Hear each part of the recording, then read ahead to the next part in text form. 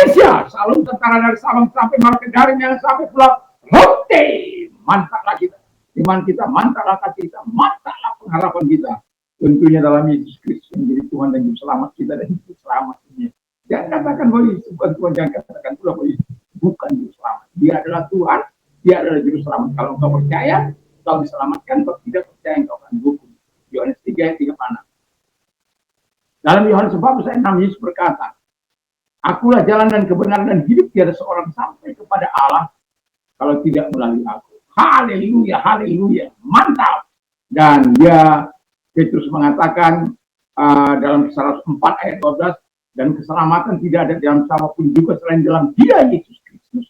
Karena di bawah kolong ini tidak ada nama lain yang diberikan kepada manusia yang olehnya kita diselamatkan. Haleluya, haleluya.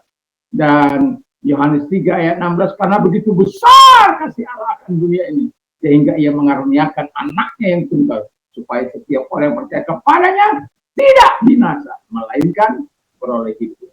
Saya, saudara, kita semua yang percaya memperoleh hidup yang kekal. Dengan percaya engkau dibenarkan, dengan mengaku dengan mulutmu engkau diselamatkan. Orang yang percaya tidak akan pernah dipermalukan. Roma 10 ayat 9 sampai dengan 11. Kiranya kekuatan Tuhan, kekuatan firman, kekuatan Roh Kudus, kekuatan iman, kekuatan doa akan menyertai setiap kita dalam menghadirkan kerajaan Allah di hari Senin ini. Dan damai sejahtera daripada Tuhan, semangat Tuhan senantiasa menyertai kita, damai Tuhan juga senantiasa menyertai kita, sehingga kita dapat melakukan apa yang seharusnya kita lakukan dengan penuh ketaatan kepada Tuhan. Dan sebelum kita mendengarkan Tuhan Allah, izinkan saya berdoa bagi kita. Terima kasih Tuhan memberkati kami, memberkati aktivitas kami. Sebentar kami dengar firman Allah, Tuhan memberkati kami semuanya. Dalam nama Tuhan Yesus, haleluya. Amin. Puji nama Tuhan, saya akan membaca Daniel 3 ayat 16 sampai dengan 18. Lalu Sadrak, Mesak, dan Abednego menjawab Raja Nebukadnezar, tidak ada gunanya kami memberi jawab kepada Tuanku dalam hal ini. Jika Allah yang kami puja sanggup melepaskan kami, maka Ia akan melepaskan kami dari perapian yang menyala-nyala ini dan dari tanganmu, ya Raja. Tapi seandainya tidak, hendaklah Tuanku mengetahui, ya Raja, bahwa kami tidak akan memuja dewa Tuanku dan tidak akan menyembah patung amat Tuanku berikan. Haleluya. Tema kita adalah berdiri teguh di tengah ancaman. Tentu setiap kita juga pernah menghadapi ancaman-ancaman dari orang-orang yang merasa berkuasa, merasa hebat, apalagi dari preman-preman. Merasa dia paling super, paling luar biasa, ya. Dan itu sebabnya kita sebagai orang percaya, saya yakin kita pernah menghadapi ancaman. Demikian juga Sadrak, Mesak, Abednego dalam menghadapi ancaman yang mereka peroleh, tetapi kita akan melihat sesuatu yang indah dalam kehidupan mereka. Dan ini akan saya bawakan beberapa kali karena sesuatu yang sangat menarik dalam hidup mereka. Jadi yang pertama, saya katakan ketika mereka mengalami ancaman, mereka memilih untuk percaya kepada Tuhan. Wow, ini penting. Ya, saya pernah menghadapi ancaman yang sangat serius. Tapi saya katakan demi iman saya rela mati. Lalu seseorang yang berkuasa itu mengatakan, jangan arogan. Saya bukan arogan, tapi demi iman saya pada Yesus Kristus yang Anda anggap sebagai kejahatan, yang Anda anggap sebagai hal yang tidak umum. Tetapi saya mengatakan demi iman saya kepada Kristus Yesus, saya rela mati bagi Dia. Dan apa yang mau diselesaikan malam ini juga. Karena itu sudah larut malam, tidak sehat sebenarnya. Karena saya juga dijemput tengah malam. Tetapi pada akhirnya saya mengatakan, sudah sini apa yang setelah berdebat beberapa lama, saya katakan bahwa orang-orang pasar beras, itu tempat prostitusi, ya, pelanggar-pelanggar firman Tuhan ada di situ. Dan juga tempat minuman-minuman keras, tempat manjil, disahkan begitu luar biasa. Pak disahkan.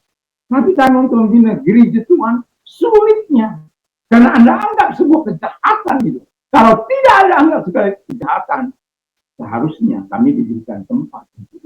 Apalagi membina untuk umat setia membayar pajak. Haleluya. Ya kalau gitu ya, mau apa di negara ini? Jangan salahkan kalau kami memberontak. Nah, kemudian dikatakan di situ memilih untuk percaya tidak peduli apapun konsekuensi, bahkan nyawa mereka menjadi taruhannya. Karena jelas kalau engkau menyembah patung yang engkau buat ini, kau selamat, engkau dapat hidup kembali. Itu kesempatan yang terakhir itu. Pertama dan yang terakhir yang mereka hadapi. Diberikan kesempatan kepada mereka. Tapi mereka memilih untuk percaya kepada Tuhan. Walaupun nyawa taruhannya. Karena mereka percaya bahwa Tuhan itu adalah pembebas. Tuhan itu adalah penyelamat. Tuhan itu adalah Allah yang harus disembah selamanya. Yang kedua, dikatakan oleh firman Allah, memilih untuk tetap setia. Haleluya, haleluya. Jadi kita ini harus tetap setia kepada Tuhan. Ya, ini belum apa-apa tidak setia. Ada orang tidak setia, kalau dia tidak setia kepada Tuhan, seringkali orang-orang itu tidak setia kepada pasangan. Tapi kalau orang setia kepada Tuhan, saya yakin dia akan setia dengan tanggung jawabnya, setia dengan pasangan yang Tuhan anugerahkan, yang tidak neka-neko dan tidak berselingkuh. Karena apa? Dia setia. Orang yang setia itu adalah orang yang takut akan Tuhan. Orang yang takut akan Tuhan, firman Allah katakan, adalah orang yang menjaga kesuciannya, menjaga kebenaran Allah, menjaga dirinya untuk tetap taat kepada Allah. Karena dia sangat setia pada Tuhan. Yang ketiga, memilih untuk melanggar perintah raja. Wow, itu sesuatu yang sangat luar biasa. Kalau orang melakukan itu, melanggar firman Allah, mereka melanggar perintah raja, yang dimana perintah raja itu tidak sesuai dengan firman Allah, kita akan lebih taat kepada Tuhan. Saya dilarang untuk beribadah, tapi saya katakan dalam ibadah saya perlu tempat. Apakah saya perlu ibadah di tempat-tempat di jalan raya? Dimanapun di muka bumi ini, orang membutuhkan tempat untuk beribadah. Dan saya salah satunya adalah orang yang membutuhkan tempat. Saya pinjam kantor camat, kantor lurah tidak dikasih, kantor camat tidak dikasih. Saya pinjam kantor dewan tidak dikasih. Saya pinjam Polres pada waktu itu, tidak juga dikasih. Lalu, solusinya apa? Saya punya tempat. Walaupun menghadapi ancaman, tekanan, intimidasi, tetapi karena kita memang bukan melakukan kejahatan, ya pada akhirnya ada juga. Kita melakukan dalam membangun masyarakat, kita berbuat baik kepada masyarakat, menolong ekonomi mereka. Pada waktu itu ada banyak orang yang kita bantu dalam berdagang, memberikan menyuplai segala bahan mereka. Tapi walaupun begitu, mereka bukannya tahu bertanggung jawab, justru melakukan apa yang jahat. Walaupun saya berdampak sebagai pengenalan Tuhan, tetap kita bisa nikmati. Karena apa? Kita tahu bahwa kita melakukan perintah Allah, bukan melakukan kejahatan. Jadi kita bisa saja menolak perintah siapapun itu kalau tidak sesuai dengan perintah Allah. Anak saya katakan, kalau saya memerintahkan kamu kepada hal-hal yang tidak taat, kamu bisa melawan saya. Tapi kalau saya suruh kamu kepada hal-hal yang baik, ya harus kamu lakukan. Tapi kalau saya suruh melakukan hal-hal yang tidak baik, lawan saya. Itu prinsipnya. Jadi tidak perlu uh, melakukan hal-hal yang tidak menyenangkan. Dan biarlah kita hanya untuk menyenangkan Tuhan dalam kehidupan ini.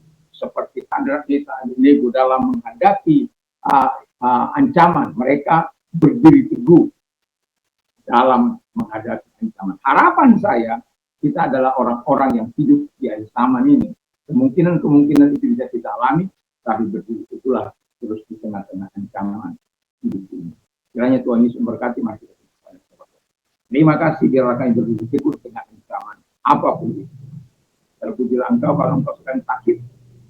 Angkat kedua belah tangan kita berdoa. Dalam nama Yesus, dalam sakit penyakit yang mereka diampuni. Keluar! Dan oleh biru Yesus sama seperti Engkau telah menyembuhkan hamba-Mu, sembuhkan juga mereka.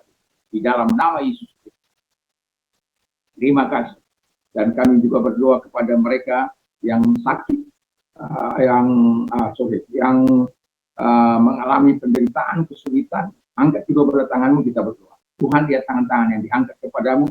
Kami hanya percaya firman-Mu. Orang berseru kepadamu, Engkau akan menjawab. Apapun persoalan mereka, Allah akan mencukupi segala kebutuhanmu menurut kekayaan dan kemuliaan. Percaya kepada Tuhan Yesus, Engkau akan melihat kemuliaan Tuhan. Dalam nama Tuhan Yesus, lihat tangan-tangan yang diangkat kepadamu. Hamba-Mu berharap, tolong mereka semuanya. Di dalam kemurahan, dalam kasih-Mu, dalam kebaikan. Sama seperti Engkau menolong Sadrak, Mesach, Abednego dari dapur api. Dan Tuhan juga menolong kami. Di dalam nama Yesus, kami bersyukur dan berdoa. Haleluya. Amin. Selamat pagi, selamat beraktivitas. Dan jangan lupa menghadirkan kerajaan Allah di tengah-tengah kehidupan kita. Dengan menjadi terang, menjadi garam, menjadi terang, dapat memberikan arah kepada dunia ini, kepada orang-orang. Atau menjadi garam, dapat memberikan cita rasa dan memberikan kebutuhan. Dan hidup dalam kemuliaan Tuhan. Kiranya Tuhan Yesus